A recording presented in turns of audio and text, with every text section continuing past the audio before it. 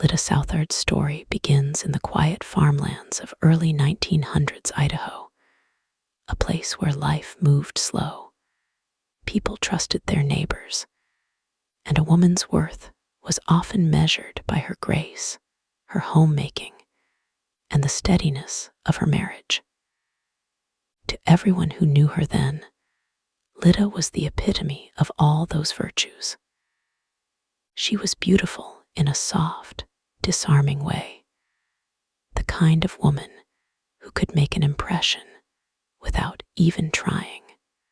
Her eyes sparkled when she laughed.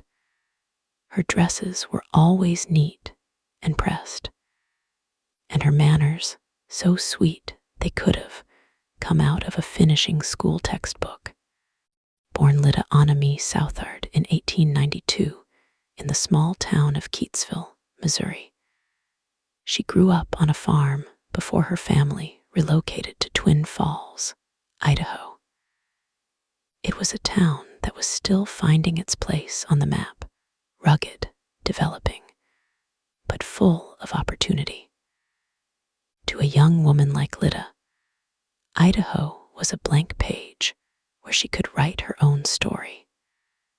People who later remembered her often described her as a lady with a way about her. She had charm, yes, but there was something else, an energy that made her seem both magnetic and just a little untouchable.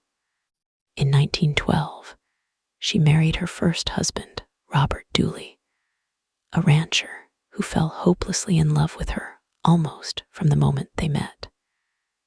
Their marriage seemed happy enough. Neighbors would see them at church or walking down the dirt roads on weekends, sometimes laughing together, sometimes with Lyda holding his arm just so, as though she knew people were watching and wanted them to see how good they looked together. To all appearances, she was a model wife.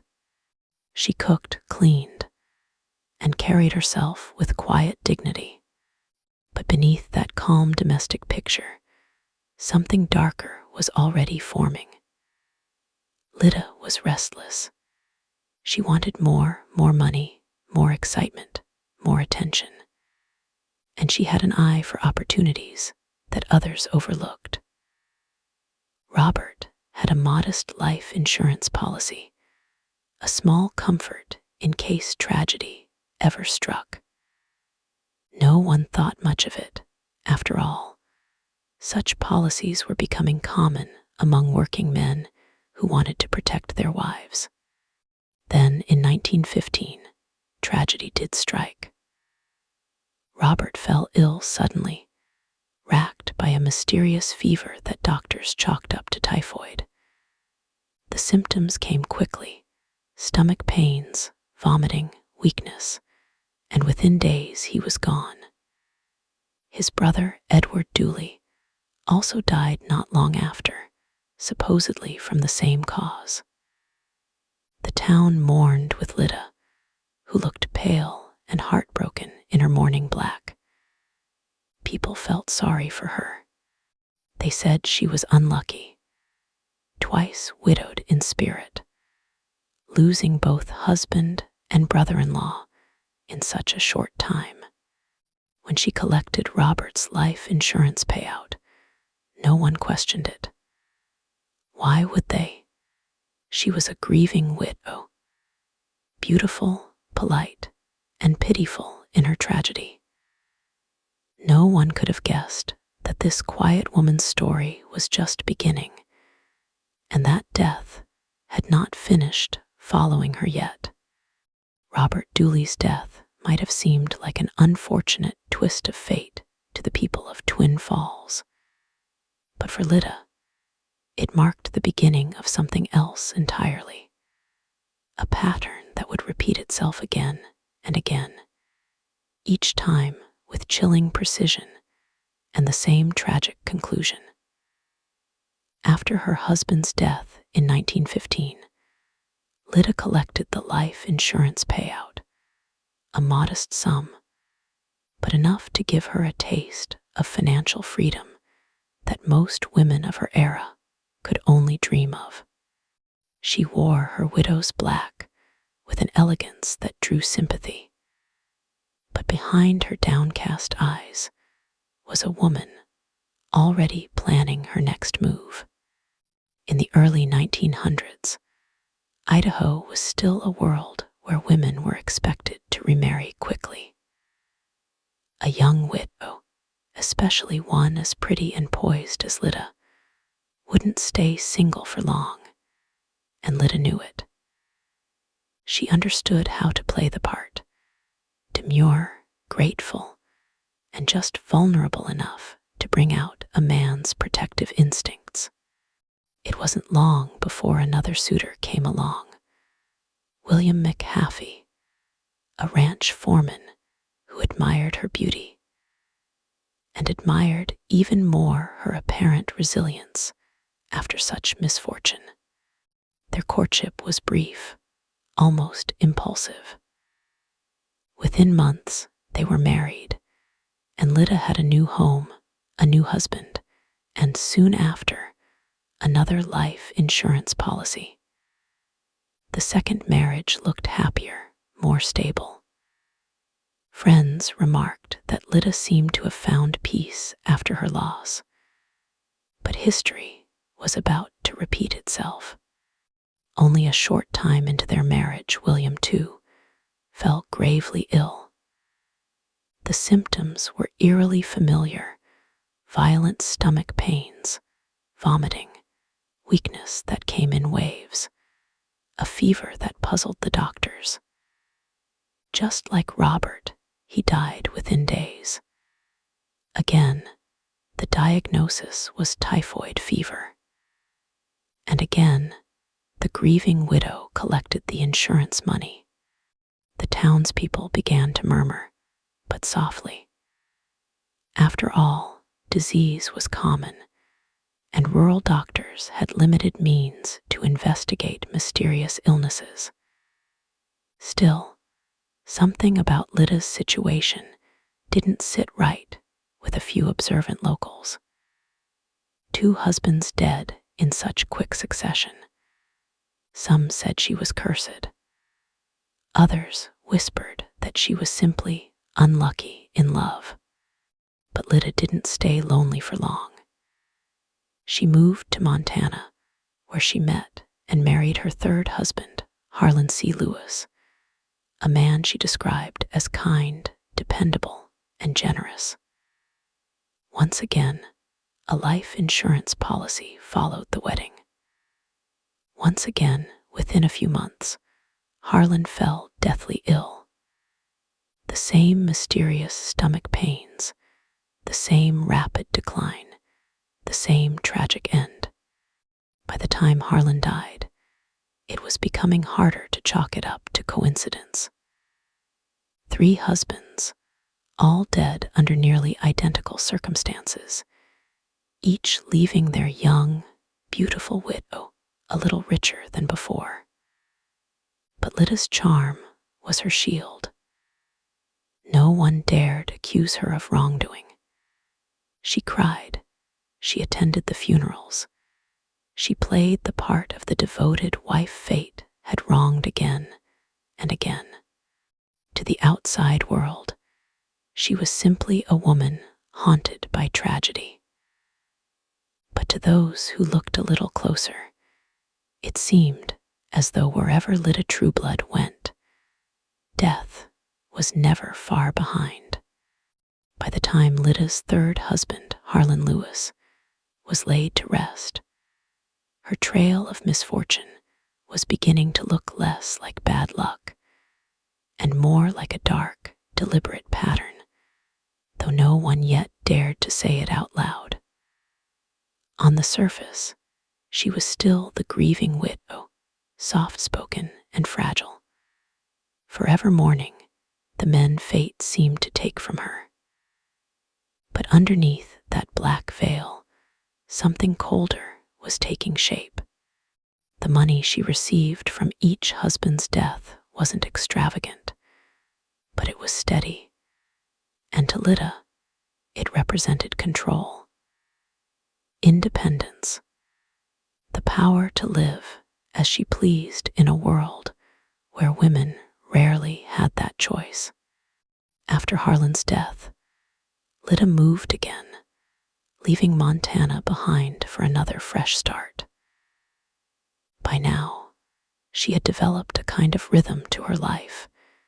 New town, new name, new husband, new tragedy. Each chapter of her story began the same way. A charming, attractive woman stepping into a new community, carrying herself with the grace of a schoolteacher and the allure of someone just a little mysterious. Men noticed her. They always did. And Lyda knew exactly how to make them feel like they were the only person in the room. Her next husband, Edward Mayer, was no exception. He was hardworking, respectable, and by all accounts, deeply smitten with his new wife. When they married, people said Lyda glowed with happiness.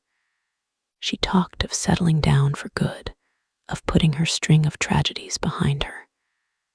But within a year, Edward fell ill, the same old story, the same cruel symptoms.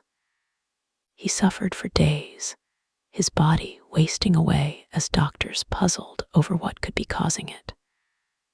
Typhoid fever, they said again. The diagnosis that had followed Lyda across state lines. When Edward died, Lyda did what she always did. She wept. She accepted condolences with quiet dignity, and she claimed his life insurance. Each time it happened, she grew bolder. Each time, she left just before the whispers grew too loud. But by this point, the deaths surrounding her weren't just limited to her husbands. Her own brother-in-law, Edward Dooley, the brother of her first husband, had died under the same mysterious circumstances, and so had her young daughter, Lorraine. Both deaths were initially blamed on illness, but the repetition was uncanny. To those paying attention, it was becoming impossible to ignore that everyone close to Lyda seemed to meet the same fate. Still, in the early 1900s, a woman's innocence was her armor. Few could imagine a lady, a mother, a homemaker, capable of such cold-blooded murder. The idea of a female serial killer was practically unthinkable. And Lyda, with her soft voice and sorrowful eyes, played that disbelief to perfection. So the pattern continued. A man would meet her, fall for her, marry her. Soon after, he'd take sick and die, leaving her a widow with another insurance check and another story of heartbreak. By the time people began connecting the dots, Lyda Trueblood had already left a trail of graves and a legend that would soon make her one of the most infamous women in American true crime history. The secret to Lyda Trueblood's deadly success lay in something deceptively ordinary, something most people had hanging right there in their kitchens: flypaper. In the early 1900s, before aerosol sprays or modern pesticides, flypaper was a household staple.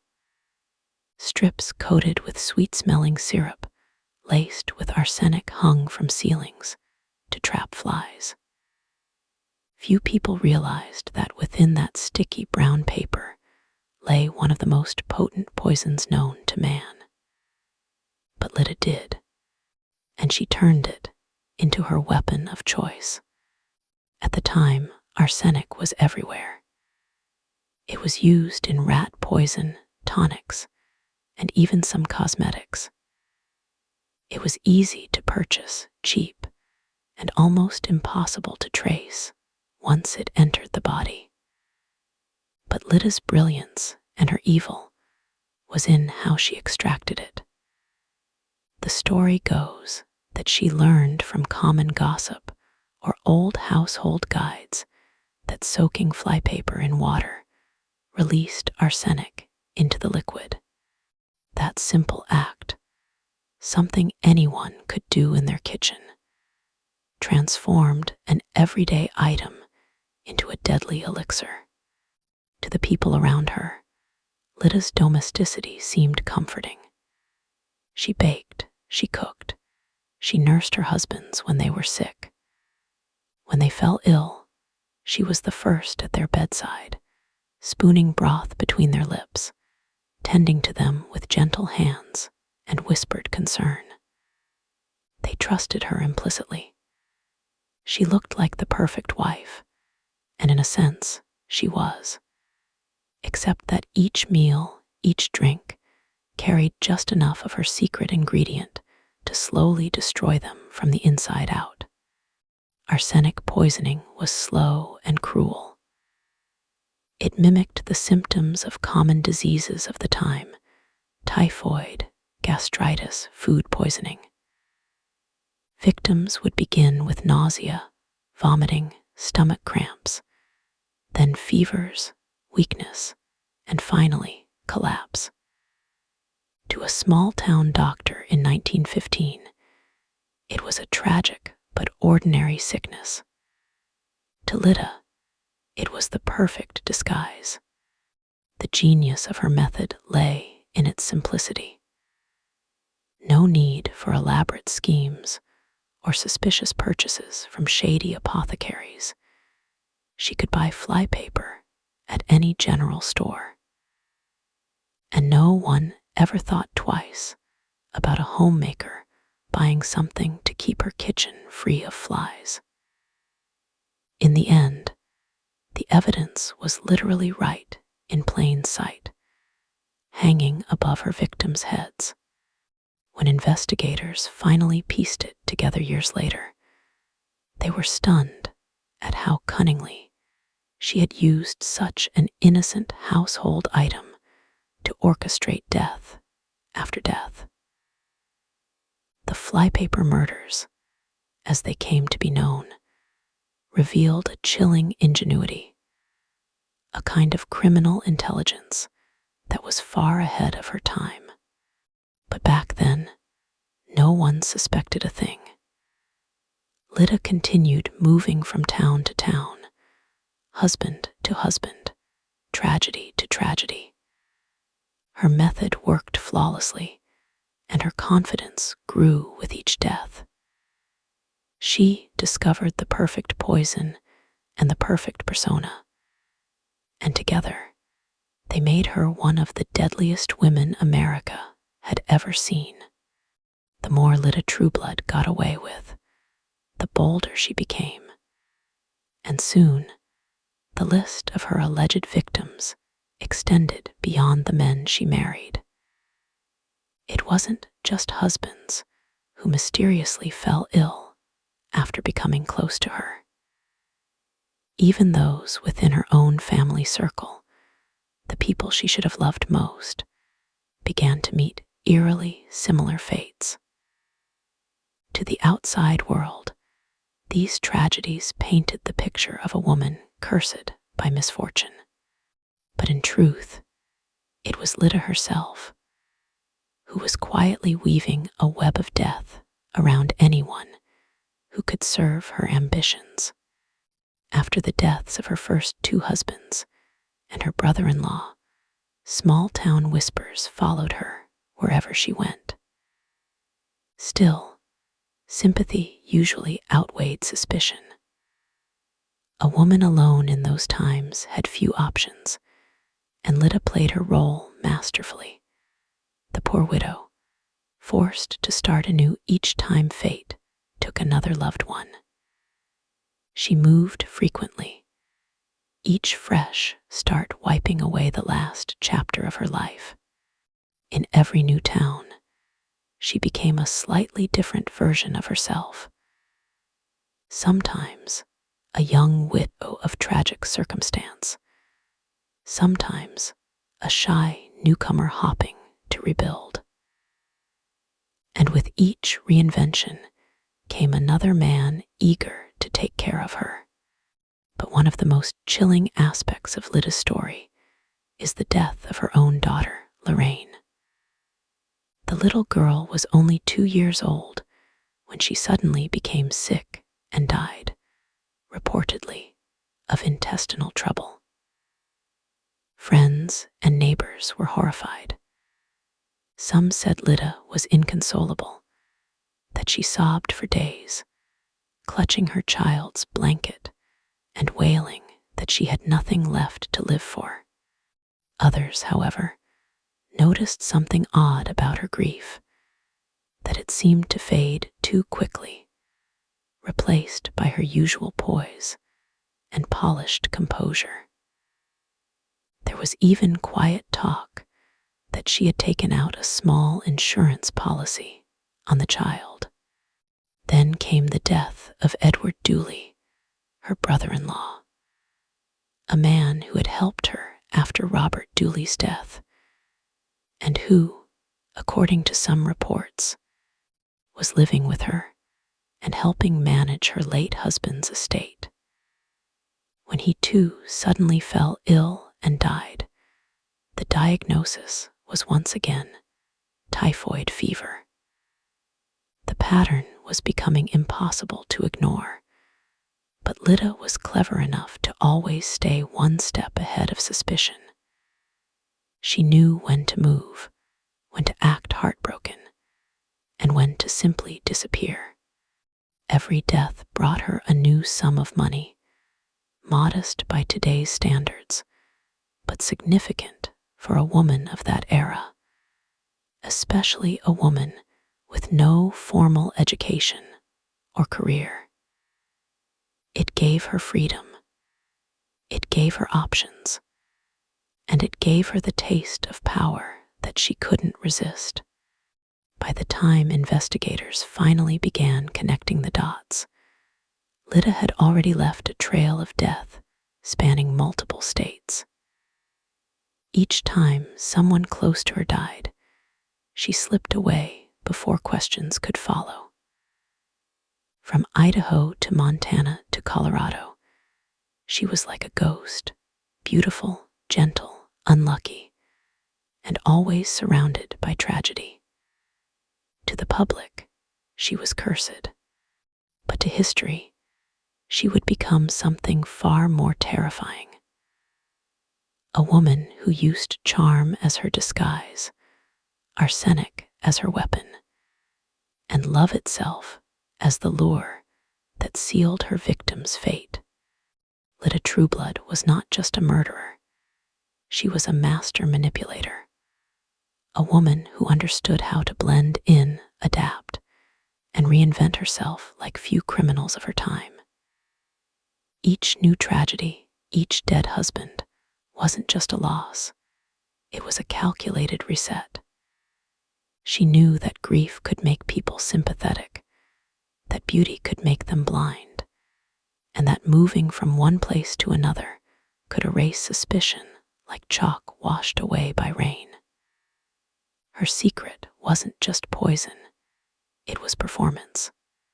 In the years following the death of her third and fourth husbands, Lyda drifted from town to town across the American West. She never stayed long in one place, just long enough to find a man who fit her needs. She had an uncanny ability to read people. If a man was lonely, she became tender. If he was proud, she became admiring. If he was cautious, she became patient. She knew how to mirror their desires, to make them feel like she was the answer to whatever they lacked. And in a time when a respectable, graceful woman was considered the pinnacle of virtue, Lyda was irresistible. Her pattern was simple but effective. She would arrive in a new town as the charming young widow, her tragic past whispered only after someone else brought it up. Soon, she would meet a respectable man, often one with a stable job or a small fortune, and with Within weeks or months, she'd have him wrapped around her finger. Marriage followed quickly, often accompanied by the quiet purchase of a life insurance policy. To the man, it was a gesture of love, a way to ensure his wife's security. To Lyda, it was a countdown clock. Her charm was her camouflage.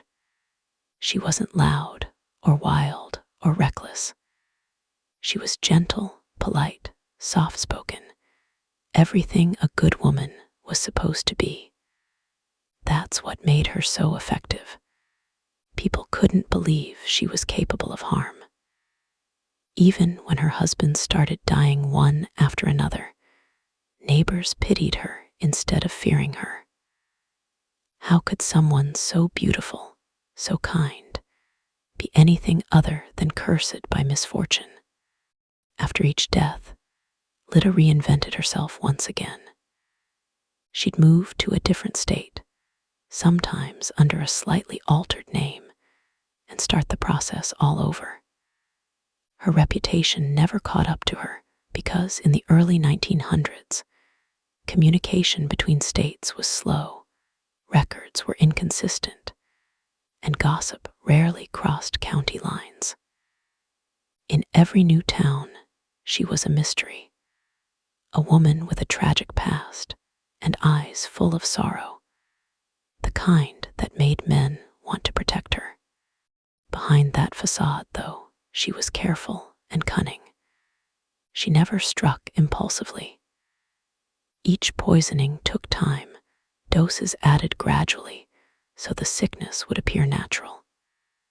She tended to her victims as they died, earning sympathy and trust even as she administered the poison that was killing them. And by the time anyone began to wonder, she was already gone, a widow once more, with a suitcase, a new story, and another insurance check tucked away. Lyda's power lay in her duality. She could be tender and terrifying, innocent and calculating, devoted and deadly, all in the same breath. She was the perfect illusion, a woman who understood that the most dangerous weapon wasn't arsenic or flypaper, but the trust of those who loved her. For years, Lyda Trueblood seemed untouchable, a ghost of misfortune drifting from one town to the next, leaving behind a trail of graves and unanswered questions. But in 1921, the illusion began to crack. What had once been whispered suspicions finally drew the attention of men who weren't so easily charmed. Investigators, scientists, and coroners who had started to notice that the typhoid fever haunting Lyda's life seemed to follow her wherever she went. Breakthrough began with the death of her fourth husband, Edward Mayer, in Montana. By this point, local authorities were uneasy. 4 husbands dead under nearly identical circumstances, and all within a few short years, was stretching coincidence past its limits. A doctor who had attended to Mayer before his death found the symptoms disturbingly familiar: severe abdominal pain, violent vomiting, a burning throat, and the kind of drawn-out agony that didn't quite fit with typhoid. Something was wrong. A coroner's inquest was ordered, and for the first time, the bodies of Lyda's previous husbands were exhumed. The results shocked everyone. When chemists analyzed the remains, they found unmistakable traces of arsenic, the silent killer that had been hiding in plain sight. The pattern was clear now. Every one of Lyda's husbands, along with her brother-in-law and possibly her daughter, had died of the same poison. And each time, Lyda had collected life insurance money within days of their deaths. It was the perfect motive. And suddenly, Her past, once seen as tragic, looked like cold-blooded calculation. Investigators retraced her steps across Idaho, Montana, and Colorado, uncovering a chillingly consistent pattern: a whirlwind romance, a quick marriage, the purchase of life insurance, a mysterious illness, and a sudden death. Everywhere she went, the story was the same.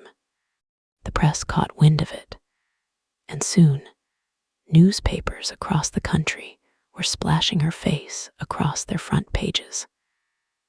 They dubbed her Idaho's Lady Bluebeard, after the French folktale of a nobleman who murdered his wives. It was a sensational story. A beautiful woman accused of murdering her husbands for money, using arsenic extracted from flypaper. Reporters described her as fascinating, gentle, and utterly lethal. A woman whose sweetness had masked something monstrously cunning. By the time investigators finally tracked her down, Lyda had already vanished again. She fled Idaho and remade herself in Hawaii under a new name. For a while, she managed to live quietly there, working as a housekeeper and blending seamlessly into her new community. But when authorities uncovered her trail, she was arrested and extradited back to Idaho to stand trial for the murder of Edward Mayer. The evidence was overwhelming. The exhumations, the chemical analyses, the matching arsenic patterns, all of it painted a clear picture of her guilt. The prosecutors called her a woman without conscience, whose weapon was trust and whose victims were love itself. And yet, even in the courtroom, Lyda remained composed. She wore a modest black dress, her hair neatly pinned, her expression serene. Some jurors later said they found it hard to believe that someone so calm and poised could have done such terrible things. But the facts were undeniable. For years, Lyda Trueblood had deceived doctors, families, and entire communities. But science and time had finally caught up with her. The spell was broken, and the truth was out. Behind the beauty and charm of Idaho's most tragic widow was a woman who had turned marriage itself into murder. When Lyda Trueblood was finally brought to trial in 1921, the world was watching. Newspapers across America followed every detail, fascinated by the story of the beautiful young widow from Idaho who had allegedly turned love into a death sentence. The courtroom in Twin Falls overflowed with spectators, locals, who once pitied her now came to see the woman the press had dubbed Idaho's Lady Bluebeard. It was a nickname she despised, but it captured the public imagination. A modern-day black widow who had left a trail of poisoned husbands behind her. From the moment she entered the courtroom, Lyda commanded attention. Dressed simply, her hair neatly arranged, she carried herself with an air of calm dignity that disarmed many who saw her. Some reporters even wrote that she appeared too gentle, too composed, too human to be a murderer. But the evidence told another story, a story of greed, deception, and deliberate, methodical death. The prosecution's case was devastating. They presented testimony from doctors and chemists who had analyzed the remains of Lyda's husbands. Each one, they testified, contained unmistakable traces of arsenic. They showed insurance records revealing that every husband had taken out a life insurance policy shortly after marrying Lyda, and that she was the sole beneficiary in each case. Witnesses from the towns where she had lived spoke of her pattern of tragedy, how death seemed to follow her wherever she went. One doctor recalled her quiet composure as her husband writhed in agony on his deathbed. Another neighbor remembered how quickly she had packed up and left after each funeral. The evidence was as damning as it was chilling. Lyda's defense tried to paint her as a victim of circumstance, a woman haunted by coincidence and punished by rumor.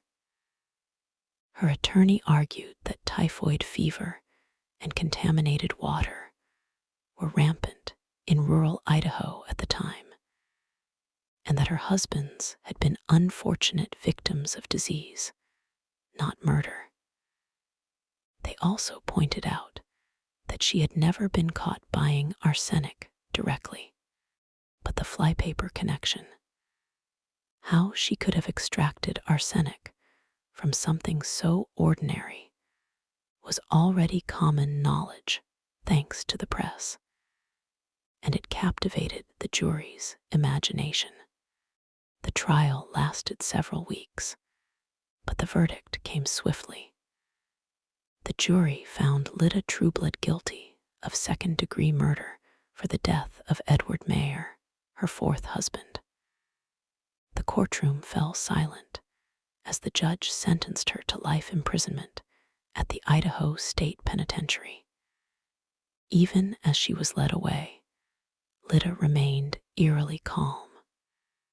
She didn't weep or protest. She simply nodded, as if accepting a verdict she had already anticipated. The public was divided. Some called her a monster, the embodiment of pure evil. Others were strangely sympathetic, convinced that no woman so refined could truly be capable of murder. But the nickname Lady Bluebeard stuck, and with it, the legend of America's most notorious Black Widow was born. For the authorities, the case was closed. But for Lyda, it was merely another turning point. Prison would not contain her forever, and the story of Idaho's deadliest housewife was far from over. Prison, for most people, is the end of the story. For Lyda Southard, Idaho's Lady Bluebeard, it was merely an intermission. Even behind the towering stone walls of the Idaho State Penitentiary, she never lost her composure or her charm. Guards described her as polite, well-mannered, and almost unnervingly calm. Other inmates said she carried herself like a woman who believed she didn't belong there, as though she were a guest, not a prisoner. But under that quiet exterior, Lyda was already thinking several steps ahead. She had escaped suspicion before. Now, she planned to escape something much harder, prison itself. Her life inside the penitentiary was, at first, uneventful. She was given light duties in the laundry and kitchen, where her good behavior earned her the trust of guards and staff. But Lyda's greatest asset had always been her ability to manipulate those around her, and she hadn't lost her touch. She smiled at the right people, listened when others spoke, and carried herself with the same gentle elegance that had once captivated her victims. Soon, even prison officials began describing her as a model inmate. Among the staff was a young prison guard named Jack Watkins, kind, naive, and flattered by the attention of the prison's most infamous inmate. Lyda knew how to play the part of the misunderstood woman, wrongly accused and longing for a chance at redemption. She told him stories of her dead husbands, weeping softly as she insisted on her innocence. Watkins, moved by her apparent sincerity, began to see her not as a killer, but as a victim of fate. Over time, she earned small privileges, access to tools, extra chores, even the chance to move around the grounds more freely. Then, one autumn night in 1931, after 10 years behind bars, Lyda made her move. Using her access and timing, she slipped out of the laundry building, scaled a fence, and vanished into the Idaho night. When guards realized she was gone, they were dumbfounded. The beautiful widow, convicted murderer, and supposed model prisoner had simply disappeared.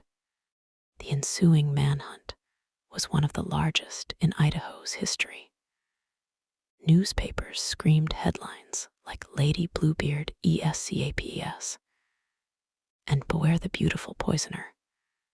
For over a year, law enforcement across the western United States hunted for her, but Lyda had always been good at starting over.